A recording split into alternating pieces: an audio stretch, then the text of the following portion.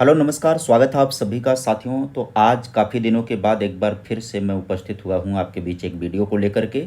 उत्तर प्रदेश शिक्षक भर्ती के भविष्य को लेकर के अब मन में ढेर सारी शंकाएं हैं और सभी विद्यार्थियों के लिए ये समस्या का दिन है, चाहे वो डीएलएड किए हुए हों, प्राइमरी के इंतज़ार में हों, वो स्कूल के विलय को देख कर के परेशान हो गए हैं। और टीजीटी पीजीटी के विद्यार्थी तो अलग लेवल पर परेशान है, क्योंकि आयोग की तरफ से जो पुरानी वैकेंसी है उसके परीक्षा की तिथि अभी तक डिसाइड नहीं कर पाए हैं और ना ही कोई नया अध्याचन मिल पा रहा है। यदि अध्याचन मिल भी रहा है तो उसमें तमाम तरीके की समस्याएं दिखाई पड़ रही हैं। तो क्या कुछ संभावना बन सकती है भविष्य को लेकर के? क्या शिक्षक भर्ती देखने को मिलेगी, चाहे वो प्राइमरी हो, चाहे वो टीजीटी पीजीटी हो, चाहे वो असिस्टेंट प्रोफेसर है? क्या कुछ पॉसिबिलिटी है भविष्य में? क्या वैकेंसी आएगी या इसी तरह से सरकार टहलाते जाएगी?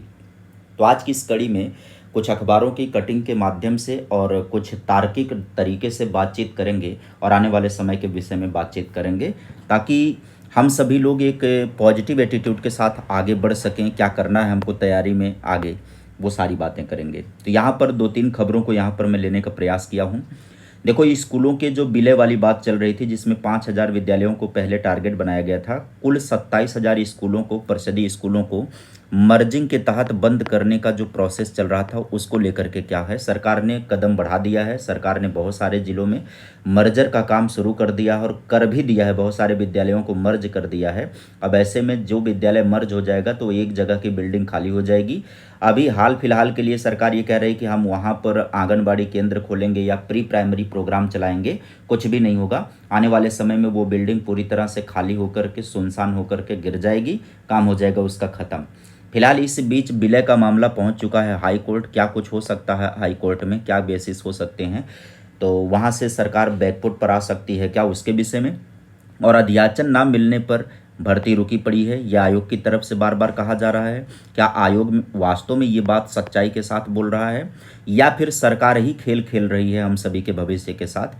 आइए सभी मुद्दों की बातचीत कर लेते हैं। तो सबसे पहली बातचीत कर लेते हैं परिषदीय स्कूलों के विलय का मामला जो कोर्ट में गया है, उसके विषय में बात कर लेंगे। यहाँ पर देखेंगे परिषदीय स्कूलों के पेयरिंग यानी युग्मन का मामला हाई कोर्ट पहुंच गया है। अपर मुख्य सचिव दीपक कुमार की ओर से 16 जून को पेयरिंग का आदेश जारी होने के बाद से ही शिक्षक इसका विरोध कर रहे हैं। इसे लेकर हाई कोर्ट की लखनऊ खंडपीठ में एक याचिका दाखिल हुई है। याचिका दाखिल करने वाली एक छात्र की मां बताई जा रही है। देखो भैया, अभिभावक उतर जाएंगे। डबल बेंच में हुई इस याचिका की सुनवाई के बाद बुधवार को सिंगल बेंच के लिए रेफर कर दिया गया। सिंगल बेंच में इससे संबंधित एक याचिका पहले से ही दाखिल हो चुकी है। 72,825 शिक्षक भर्ती समेत अन्य भर्तियों में हाईकोर्ट से लेकर सुप्रीम कोर्ट तक कानूनी लड़ाई लड़ चुके कुछ चर्चित शिक्षक पेयरिंग के खिलाफत में उतर आए हैं। इन शिक्षकों ने एक बड़े वकील को 5 लाख रुपए फीस देकर मुकदमा लड़ने के लिए तैयार किया है। इसी प्रकार एक अन्य बड़े वकील को 3.5 लाख रुपए देकर फीस देकर राजी किया गया है। तो अब भैया, ये जो अखबार ने छापा है ना, ये पूर्वाग्रह से ग्रसित होकर के छापा है। ये पूरी तरह से फीस तक की जानकारी दे रहा है कि कितनी फीस दे करके ये सरकार की तरफ से ये बात कर रहा है। बिल्कुल सरकार की तरफ से ये बात कर रहा है। फिलहाल अपना स्कूल बचाने के लिए इधर वहाँ पर सीतापुर में भी कुछ बच्चे चले गए। 51 बच्चे कहाँ गए हैं? कोर्ट गए हैं। परिषदीय विद्यालयों के मर्जर को लेकर के 51 बच्चों ने अपने अभिभावकों के जरिए हाईकोर्ट की लखनऊ पीठ में चुनौती दी है। ये बच्चे सीतापुर के प्राथमिक व उच्च प्राथमिक स्कूलों में पढ़ने वाले छात्र हैं। वहीं इस मामले में एक अन्य याचिका भी दाखिल हुई है। न्यायमूर्ति पंकज भाटिया की एकल पीठ ने इन याचिकाओं पर 3 जुलाई को सुनवाई नियत की है। आज 3 जुलाई है, आज सुनवाई होना है। याचिका में कहा गया है कि प्राथमिक स्कूलों का विलय कानून समेत संवैधानिक प्रावधानों का उल्लंघन है।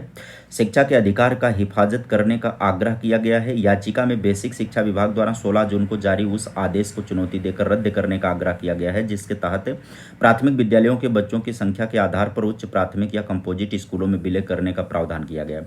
याचिका में राज्य सरकार समेत बेसिक शिक्षा निदेशक सीतापुर के डीएम समेत बेसिक शिक्षा अधिकारी को पक्षकार बनाया गया है। सुनवाई के समय राज्य सरकार की ओर से मुख्य अस्थायी अधिवक्ता शैलेंद्र कुमार सिंह पेश हुए, जबकि याचियों की ओर से अधिवक्ता डॉक्टर एलपी मिश्र और गौरव मेहरोत्रा पेश हुए हैं। अब यहाँ पर बात चल रही है कि याचिका में जो दलील दी जा रही है, आरटीई के प्रावधानों का उल्लंघन किया जा रहा है। याचियों ने स्कूल के विलय को मुक्त और अनिवार्य शिक्षा कानून के प्रावधानों का उल्लंघन करने वाला कहा है। साथ ही विलय से छोटे बच्चों की स्कूल दूर हो जाने की परेशानियों का मुद्दा भी उठाया गया है। कहा गया कि नया सत्र 1 जुलाई से शुरू हो चुका है, इसलिए स्कूलों के विलय को छोटे बच्चों की पढ़ाई को प्रभावित करेगा। क्या कुछ संभावना बन सकती है? क्या कोर्ट कर सकता है। देखो, कोर्ट हमेशा चलता है किसके आधार पर? अपने ही कानूनों के आधार पर चलता है। कोर्ट जो बनाए गए कानून होते हैं ना, उसी के हिसाब से चलता है।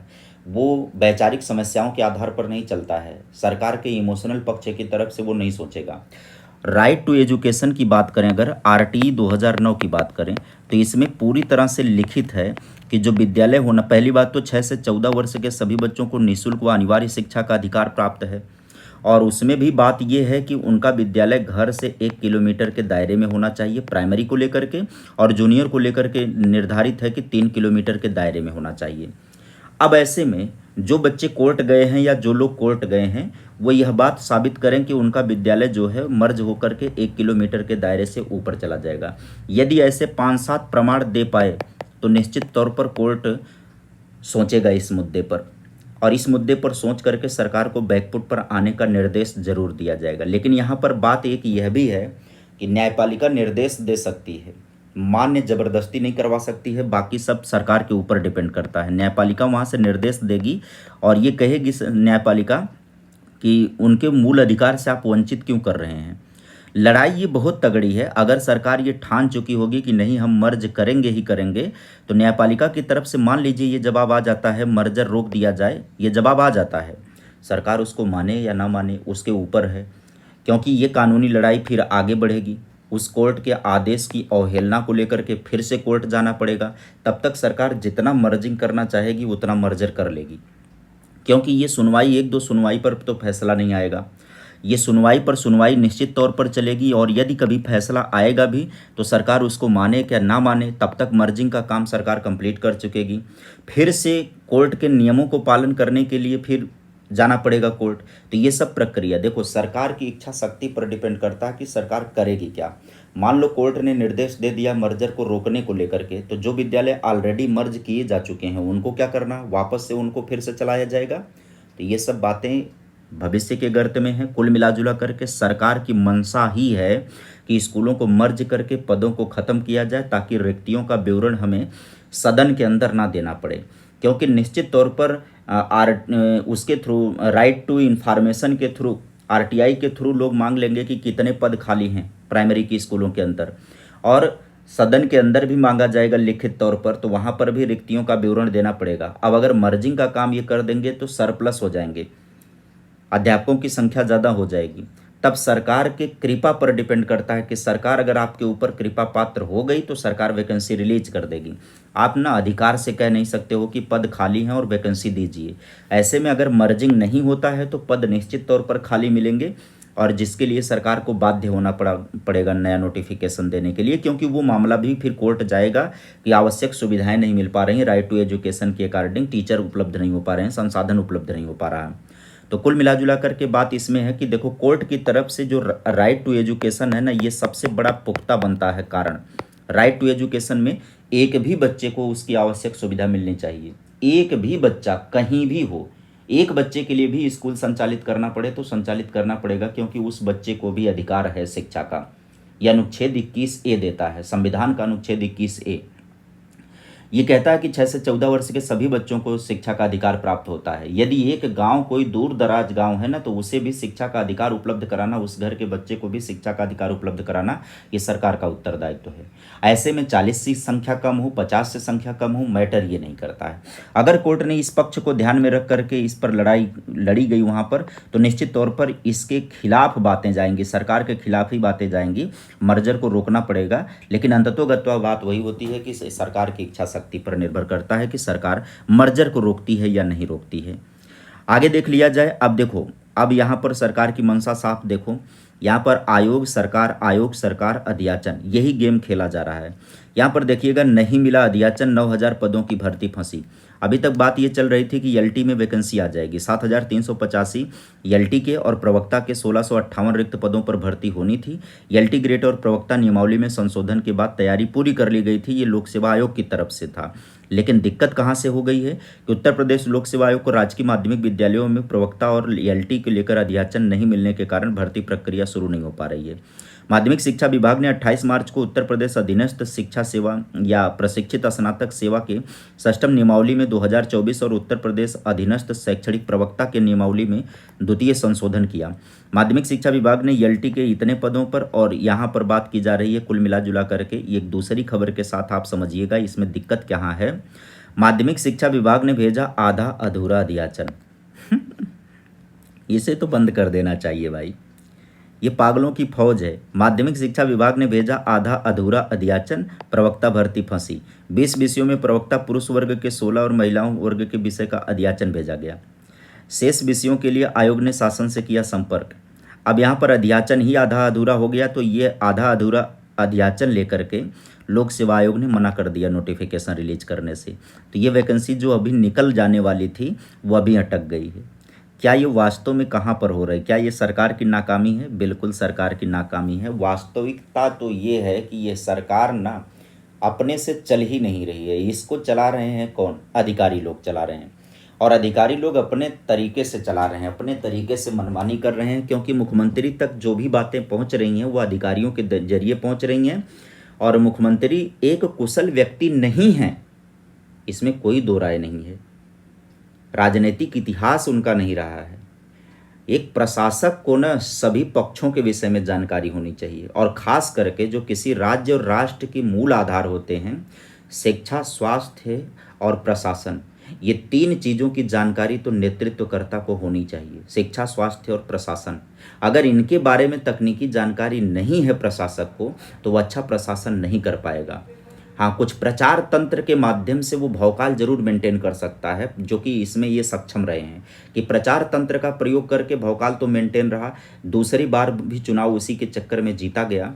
प्रचार तंत्र जिस दिन कमज़ोर हो जाएगा ना, उस दिन वास्तविकता समझ में आ जाएगी। वास्तव में कुशलता की कमी है।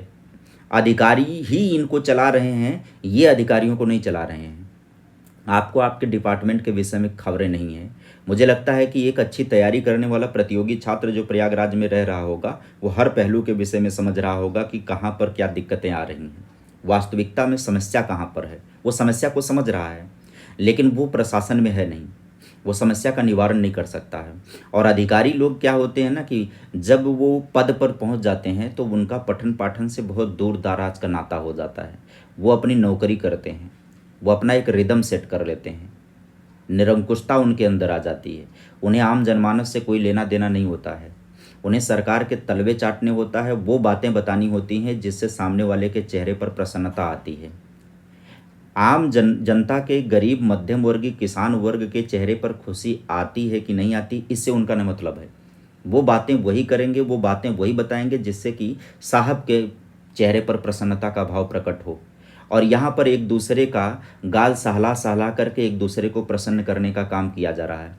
सरकार को अच्छी अच्छी बातें बताई जाती हैं कि नहीं, कोई भी वैकेंसी खाली नहीं है, कोई भी पद खाली नहीं है, हमने इतनी वैकेंसी कर दी हैं। और उसका बयान बाकायदे मुख्यमंत्री साहब देते रहते हैं हरदम कि हमने 8 लाख वैकेंसी दे दी, 9 लाख लोगों को रोजगार दे दिया है, ये कर दिया, वो कर दिया है। तो ये निश्चित तौर पर बात कुशलता की आती है। अब यहाँ पर एक आयोग ऐसा है कि जो आयोग काम नहीं कर पा रहा है ठीक ढंग से, और ये निश्चित तौर पर आयोग शासन तक बातें पहुँचा भी नहीं पा रहा है। ये पहुँचाए क्यों? क्योंकि अपने ही गाल पर तमाचा खाना है। और विद्यार्थी क्या है कि यदि किसी आंदोलन में आते भी हैं, यदि किसी डिमांड पर आते भी हैं, तो मुट्ठी भर लोग इकट्ठा होते हैं और उनकी बातें वहीं की वहीं दब जाती हैं। बाकी लोग भी रील में मस्त हैं, अपने जीवन में मस्त हैं, अपने 1.5 GB 2 GB का मिल रहा है, उसी में अपना मस्त हुए हैं, खोए पड़े हैं, अपने अधिकारों के लिए आगे आना ही नहीं है। और बाकी जो पढ़ाई से इतर लोग हैं वो 5 किलो राशन पर मस्त हैं, और उससे भी इतर जो लोग हैं वो जातिवाद की राजनीति में मस्त हैं। देश में तो सब लोग मस्त चल रहे हैं भाई। कुछ लोग अपने अपने जातीय राजनीति को लेकर के चल रहे हैं, और कुछ लोग राशन ले रहे हैं बढ़िया से। और प्रतियोगी छात्र जो अच्छे तरीके से कंपटीशन की तैयारी कर रहे हैं, उनकी संख्या बहुत कम है, उनकी संख्या। और वो भाग्य भरोसे हो चुके हैं कि चलो यार, जब देगा तो हम लोग देखेंगे, देगा की तैयारी करते रहेंगे, देगा तो हम लोग देखेंगे, हो जाएगा हमारा। और जो पढ़ नहीं रहे हैं वो राजनीति को देख रहे हैं। बस सिंपल सा मामला है। सब अपनी अपनी दफली, अपना अपना राग पीटे पड़े हुए हैं, और भविष्य सभी का गर्त में है, इसमें कोई दो राय नहीं है। क्या कहा जाए इस पर, निष्कर्ष स्वरूप में क्या बताया जाए कि क्या सरकार करने वाली है? तो यह अब पिछले कुछ दिनों तक हम लोग कुछ ना कुछ निष्कर्ष निकाल ही लेते थे कि नहीं कुछ ना कुछ होने वाला है, कुछ ना कुछ होगा। अब तो अगर हम टोटल खबरों का निष्कर्ष स्वरूप निकालने जाएँ तो एक बात आ जाती है क्वेश्चन मार्क, क्या होगा आने वाले समय में? क्या कुछ पॉसिबिलिटी बन रही है? कोई सवाल इसका उस उत्तर ही नहीं मिलता इसका कि संभावना कहाँ तक बन रही है? क्या भविष्य में वैकेंसी आएगी? क्या इस बारे में कहा जा सकता है विद्यार्थियों से कि आप अपनी तैयारी जारी रखो? अब ये कहना एकदम हमारे मस्तिष्क में खुद में प्रश्न खड़ा हो जाता है कि क्या कुछ संभावना बन सकती है। बस अब केवल एक आधार ये बनता है कि 27 में चुनाव है। हो सकता है कि ये धीरे धीरे जो मामले खींचे जा रहे हैं, एक दूसरे की टांग खींची जा रही है, 2 कदम आगे बढ़ कर के 4 कदम पीछे हुआ जा रहा है। कहीं न कहीं अब यहाँ पर एक निष्कर्ष ये निकलता है कि ये चुनाव तक मामला खींच करके ले जाना चाहते हैं, नई वैकेंसी नहीं देना चाहते हैं, यही पुरानी परीक्षाएँ करवाना चाहते हैं और इन्हीं पुरानी परीक्षाओं के करवाने के बाद अपना ढिढोरा पीट देंगे, हमने वैकेंसी करी है। ये धीरे धीरे मामला ऐसे ही खींचा जा रहा है। यदि नया नोटिफिकेशन देंगे भी तो आवेदन करवाने का इनका पूरा इच्छा है, अगली परीक्षा करवाने की पूरी इच्छा नहीं है। या हो सकता है कि 27 के करीब अचानक से शक्तिमान की तरह ये काम करना शुरू कर दें। ये भी संभवतः हो सकता है कि 27 के चुनाव को साधना हो। अभी चूंकि 25 चल रहा है, आगे पूरा 26 बचा हुआ है, तो हो सकता है कि सरकार 25 के आखिरी से ही एक्टिव करवाए अपने पूरे तंत्र को और हो सकता है कि 25 के आखिरी से लेकर के 26 तक ये नियुक्तियां करें, ये वैकेंसी दें। एक अंतिम वर्ष है जिसमें आप उम्मीद कर सकते हैं। यदि इस अंतिम वर्ष में उम्मीद नहीं आया तो फिर मुझे लगता है कि पढ़ाई के प्रवृत्ति से बाहर निकलना पड़ेगा। फिलहाल जो कुछ भी होगा, अब आज सुनवाई है विद्यालय मर्जर को लेकर के। अब देखा जाए कि आज की सुनवाई का सारांश क्या निकलता है, आगे डेट पड़ती है, ये कितना मामला खींचता है, क्या मर्जर रुक पाता है कि नहीं रुक पाता है। फिलहाल सरकार की मंशा के ऊपर डिपेंड करता है। दोबारा से भी मैं बता देना चाहता हूँ, सरकार चाहेगी तो मर्जर रुकेगा। कोर्ट के निर्देश का पालन करने में भी वो कोताही बरत सकें, क्योंकि कोर्ट ने निर्देश एक और दिया था 27,000 पदों को भरने को लेकर के प्राथमिक में। सरकार ने अभी तक उसको अमल में नहीं लाया। तो ये सरकार के ऊपर डिपेंड करेगा मर्जर को रोकना है कि नहीं रोकना है। फिलहाल ऐसी कोई भी सरकार नुकसानदेह होती है जो शिक्षा, स्वास्थ्य और सुरक्षा के ऊपर सवाल खड़ा करती हो, उसमें कमजोरी दिखाती हो, वो आने वाले भविष्य को चौपट करने का काम करेगी। आज के सेशन में फिलहाल इतना ही। मिलते हैं अगली वीडियो में। Bye bye, take care, thank you.